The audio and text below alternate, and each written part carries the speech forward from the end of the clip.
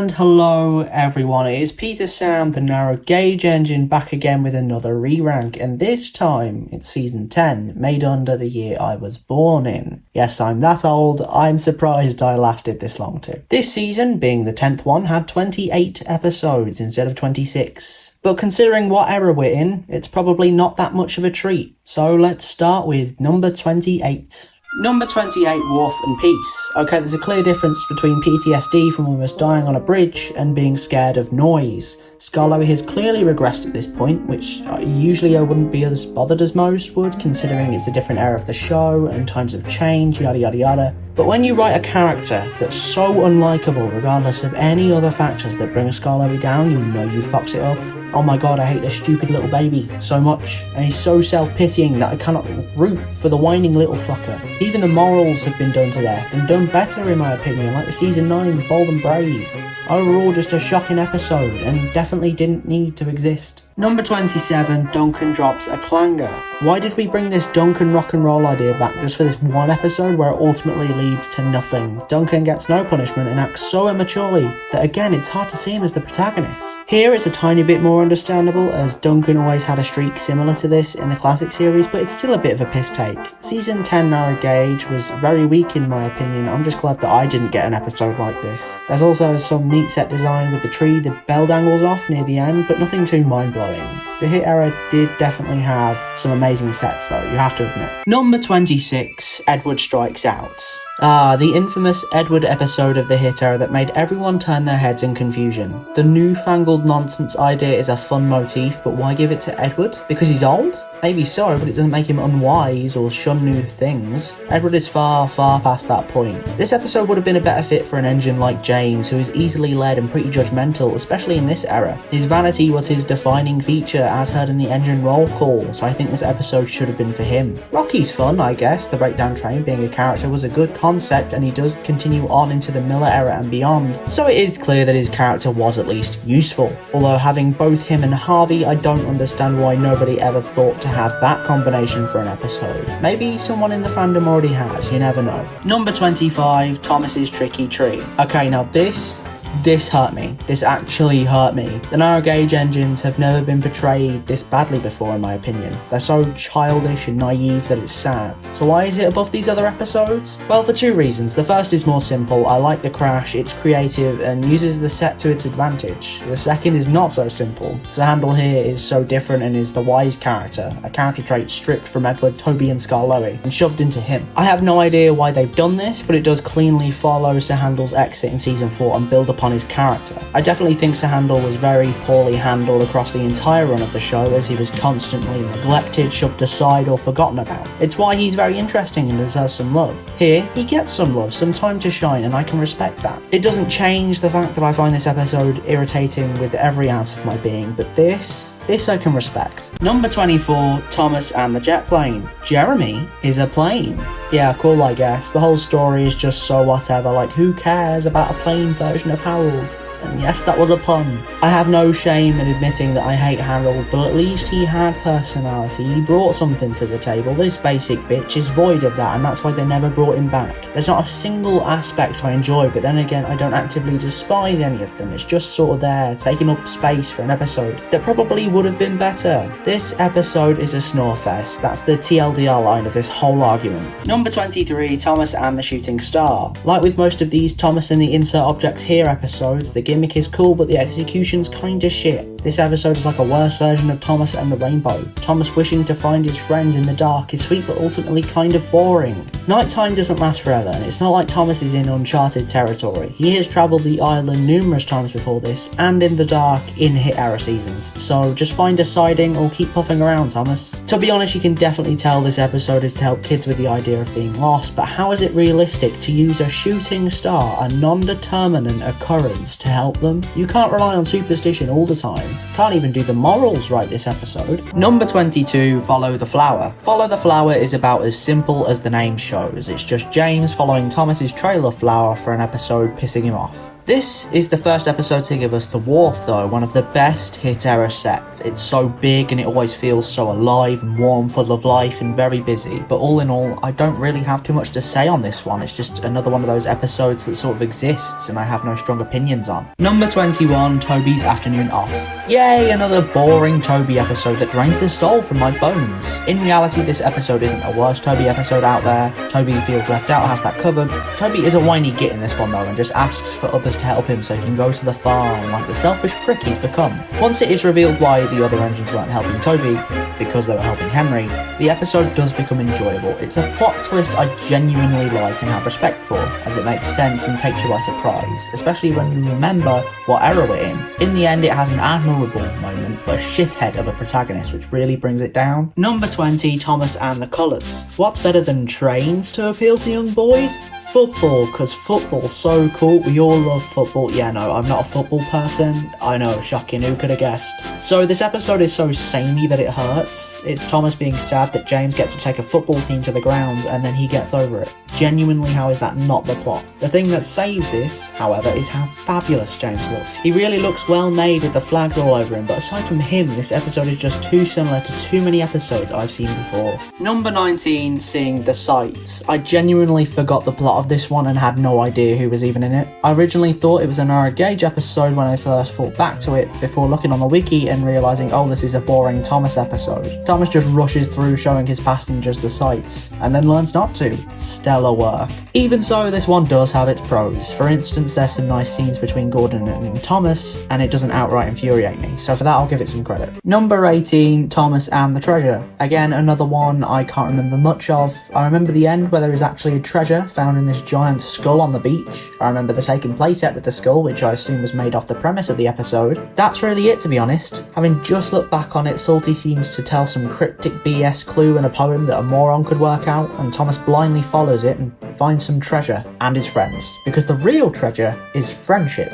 Again, too much. Ew. Fair enough, the episode's different and creative, but I still barely remembered it, and that demonstrates how weak it is. Number 17, Thomas and Skarloey's Big Day Out. For a concept that's pretty clever, they sure goofed this one up, didn't they? Having Skarloey being given a tour of Sodor is a brilliant concept for an episode, especially for a series finale, the 10th season no less. But they just made it 3 strikes and had Thomas disobey the Fat Controller by showing him around the island. Why couldn't this have been some sort of reward for Skarloey's 100th birthday or some shit? It would have been an episode of payoff, with a bit of danger with a runaway, one that's preferably not shit, and a cool ass crash. Not this failure, it was good in concept, just bad in execution, like good old bad old Misty Island Rescue. Number 16, Emily and the Special Coaches. In the most Misty Island type plot ever, Emily pisses off Diesel by discriminating against him, and so he steals some coaches until he's caught. There's not even some slightly climactic scene where Diesel almost dies. Though to the episode's credit, at least it's somewhat entertaining. I'm not sitting there bored, and it can hold an audience's attention for at least a little bit, but then again, it's not like I'm on the edge of my seat with this one either. For hit era standards, this one's okay. Nothing mind-blowing, but it does use Diesel, and it's not like the hit era could ruin Diesel like Miller era can. Number 15, Percy and the Funfair. Oh goody, another episode with a carnival slash funfair slash circus slash whatever the fuck. I feel like this is some hard evidence that the writers at Hit can be so shit sometimes. This is just Percy whining because he has to pull coal around whilst everyone else has to take trains to the funfair. So why is it this high? Because once again it is kind of entertaining. Percy looking for any excuse to not take his train of coal and try and help out with the funfair is such a good setup for a moral about procrastination. A moral that is relevant to a good chunk of us within and outside of the fandom, which makes this episode all the more relatable. Number 14, Toby's New Shed. It's very nice to see Thomas be nice for once instead of being dumb or angry. Episodes like this happen a lot more in the hit era than you'd expect. The fact that Toby doesn't want his shed roof fixed because he likes the birds is a bit random, but ultimately something I could see being expanded upon for the future. Not that they did that. The real enjoyment though comes when Thomas finds a solution around the issue and straight up robs a birdhouse to go next to Toby's shed. So everyone's happy and that makes me happy. Decent enough episode in my opinion. Number 13, A Smooth Ride. No, I'm not gonna do the meme. I'm not. Please God, don't make me do it. Fine. I think we can all agree to comply when I ask you to welcome Sir Handel. We're done now. Also, did you think I was gonna do the Shadow Realm meme? Bet you did, you predictable fucks. Anyway, this episode is great because the writers brought back one of the old faves for many on the Skarloey Railway. Suddenly he's become the new Skarloey and is wise and old, which is kinda weird, but oh well, it's a fun new wrinkle for the guy. The episode itself is fun too. It's a Handel's affliction of rattling and rocking become a problem for him. It is definitely very similar to Squeak, Rattle and Roll, but considering it's the hit era and that episode was one of the best, I let it sit up here at the top end of the list. After all, he is one of the few hit era characters that got introduced, or reintroduced, that wasn't banished to the Shadow Realm from whence he came. Number 12, Topped Off Thomas. Thomas and Spencer racing for an episode is fun, and the beautiful autumn scenery is great too. Not many people talk about this one, and I find that incredibly weird. Having Spencer back for another racing episode is great, and pairing him with Thomas is even more fun. Where this episode becomes weak though is everything after the first 3 minutes. The opening is great and really enjoyable, but the rest of the episode is just Thomas trying to find Sir Topham Hatt's hat, which makes it less fun. I mean, it is kind of funny when it lands on Thomas's funnel, but aside from that, this episode's beginning is the only strong point, sadly. Number 11, Thomas's Frosty friend. Before you hit that dislike and go to the comments chastising me for my awful decisions, let me explain. I agree, Thomas's Frosty friend is dumb, but like with me and Ghost Train back in season 2, I think a lot of people go into this episode with the wrong mindset. This episode is dumb, so don't treat it seriously. I think if you just sit back and watch with the frame of mind that this isn't serious, it's stupidly funny. Thomas going around think he's being stalked by this funny ass looking snowman balloon who should definitely be banished to the Shadow Realm is funny, and overall I think way too many people are serious when it comes to this episode. How are you supposed to treat a giant snowman balloon being accidentally tied to an engine seriously? The answer is you don't, and you laugh at it because it's dumb. Number 10, Thomas and the Birthday Mail. The scenery in this one is also brilliant, with the landslide and the stormy weather giving this episode such atmosphere and a more dreary and gloomy vibe to it. Rosie is a great character too, as she is annoying, but in the end she does end up helping, and it isn't in your face like with Thomas, Emily and the Snowplow. Thomas and the Birthday Mail is the kind of episode I needed ever since I saw that other one. Rosie is so well designed, with the multiple domes and the great freckles and the rosy cheeks.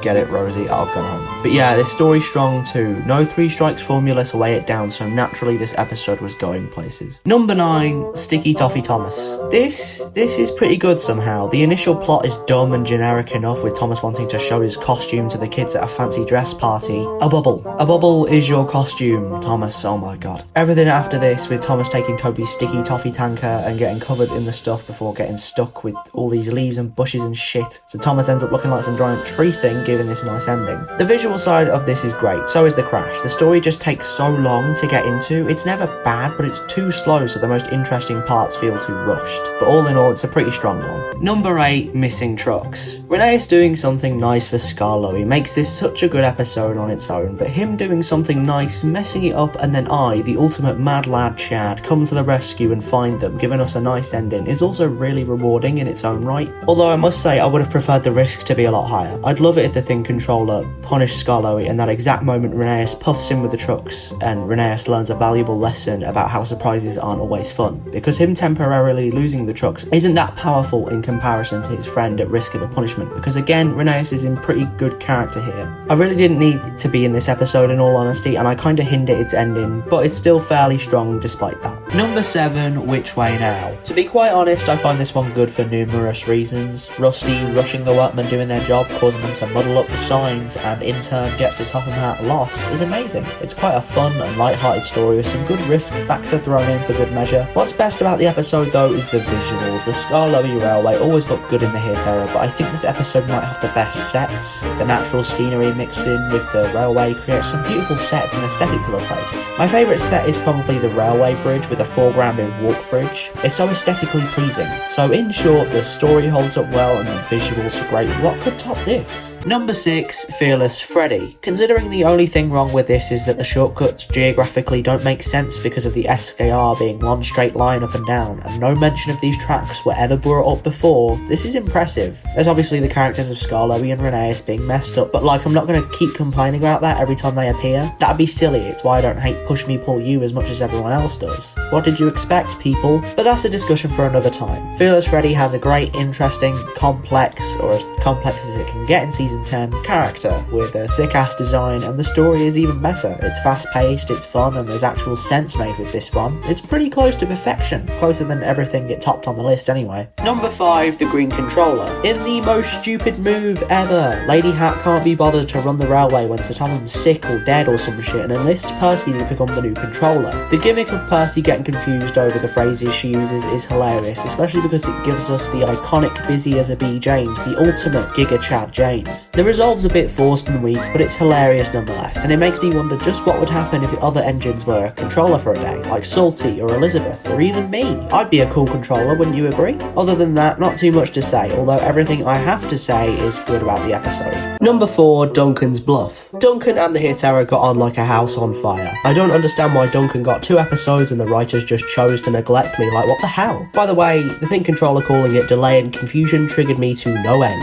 Stop being boring, Mr. Percival, and use your own catchphrase.